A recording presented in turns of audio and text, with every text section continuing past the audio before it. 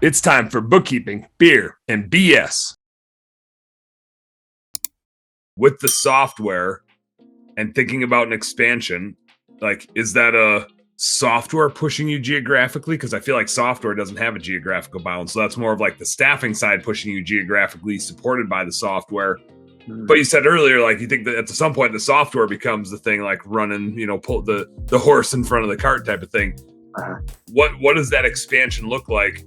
And those are like two different customers, right? The people that would use the software would be a different set of customers than the people that would be using you for staffing. Or am I missing that? No, I mean, it's one and the same, because I mean, Okay. the what you could do, a lot of it is like when we actually build out the way that you can automate a lot of the onboarding process from both, I guess the talent acquisition piece and like getting the job seekers and candidates seamlessly into the profile and then matched using some AI and machine learning functions and things like that, as well as creating an awesome user experience to onboard where hiring companies can onboard themselves.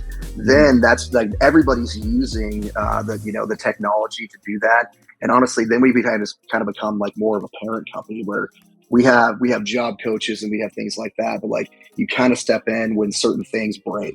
Like if there's I always had this, we haven't built this in yet, but like timelines for everything. So when a match happens, you have a timeline. And basically it's like after 24 hours, 48 hours, a certain amount of time, where we tell this to the company. It's like, if you wait, then the match expires. It's the same thing as, what does that do? It creates that, accountability, and it also enhances the candidate experience. So it's stuff like that, where when these matches happen, we're just there to make sure that like when things expire, or if certain things happen we have full automation. And when people set up interviews now, so a company can say, I want to interview this person. And they select a couple times, boom, it sends it off to the candidate. The candidate says yes. And then all automation happens. Like, that's automated, obviously, but like interview confirmations, all the details that the candidate needs to know and that the company needs to know is sent to them automatically. So it takes off like the amount of labor intensive that the recruiter would have to do. And all we have to do is track it, and it keeps us, it logs it, date stamps it, and then lets our entire team know, our compliance team. So it's things like that. When that expansion happens, when we feel comfortable with opening up the floodgates pretty much anywhere. But technology has no borders. The thing with staffing and whatnot, when it's and why I'm so big on the tech and innovation, is that eventually somebody, like, innovation is going to take over what recruiters do. And it's whether you want to be in front of it or you want to be, like, if you want to be left in the cold. And that's one thing, is I refuse to be left in the cold. I want to be on the forefront of that, and be a part of that, that next generation of what hiring looks like. Well, where my mind was going is somebody like Sean running our recruiting business, where it's just specifically serving home service companies.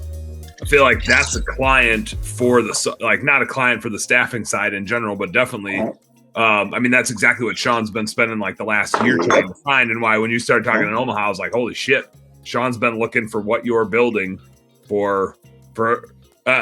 looking since he started the recruiting division, Sean, but we're going on our third software now, aren't we? Yeah, it's the third one. Yeah, it's one of the things that Chris, you said that really hits home, is talking about the automation, because you're basically eliminating phone tag, you're eliminating emailing back and forth. Just think of all that cumbersome clogging of the funnel to get to the finish line. That just all goes away, and it literally just takes a human being through the pipeline. Now, that's a huge debate right now in the recruiting end. You've got recruiters saying, it's never going to be just innovation. They're going to need human beings to recruit. Sooner or later, we're going to have robots doing everything and pumping, we don't have attendants pumping gas anymore, do we? Right? You wouldn't have never bought into that back in 1960 or 1959. Nobody's pumping gas but the consumer. And they're handling all of that. They don't have to go inside. They don't have to interact. There's nothing. That eventually is going to happen in the recruiting division, except perhaps if it's companies that are small and you've got a niche of somebody that you're going to want to carry through a process and set up. and also have some training and diversify into some other things where they need not just the innovation and not just the technology, but they might need some coaching. They might need some culture coaching, employee retention coaching, and some things like that. I think that combination of things is where recruiting is really going to head. If you want to be elite, and you either need to be part of the innovation and get people to buy into that and have it recurring, and you've got a nice base of subscription basically there.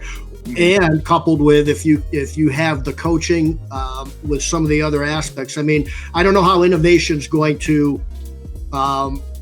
implement your culture. I don't know how that's going to implement your leadership. That's never, I don't think, I can't imagine that happening in the next 50, 60 years anyway. But I don't want to live in a world that does, honestly. Right. Right. And I mean, you're 100% correct. And the thing is like, so we say this all the time, like we sell the most unstable product in the world. It's people, so and where like, what helps me sleep well at night, Sean, is the fact that, and when candidates quit being people and companies like all of a sudden, they quit being people and then all of a sudden learn how to hire, like, then it's going to be like, well, shit, I better, go buy a bar again or something. But like, the biggest things I learned for customer stories is that hiring managers have no idea. They don't know how to interview. They don't like the culture aspects of it. There's so many leadership problems with small to mid-sized companies, even in large companies and whatnot. But in candidates, they are the most unstable thing in the world, and they're pulled in a million directions. They ghost all the time. They get cold feet, this and that. AI can't predict those things. And again, like maybe in 100 years or hopefully, more or never, maybe it will be able to, but like, I don't want to live in a world like that. And I don't see that happening either. You're always going to need, like, say there's somebody's running late or like, a kid's sick and then an interview thing, like they got to miss an interview or whatever that is. Can AI, hop in and figure that out? No, man, you got to call a person who's got to relay that or whatever it is. But like, you're always going to need, like, when I'm talking recruiting and whatnot, like that voice of reason and that person to nurture the process. Yeah. So ultimately, like recruiters were the biggest of like some of the biggest things we do is we're babysitting both parties, and like computers can't do that. There's a huge skill to that. Yeah. And just the trust of that, like, okay, Sean or Chris, my guy, like they're going to deliver for me.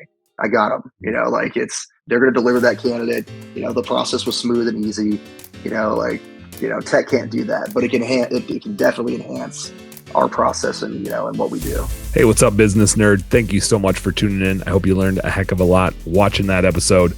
Do me a favor, subscribe right down here. And if you really like what you saw, you got more goods right here. Check out this one or check out this one and do this. Go subscribe. Appreciate you. Work smarter, work harder, go earn yourself some pride. Catch you on the next one.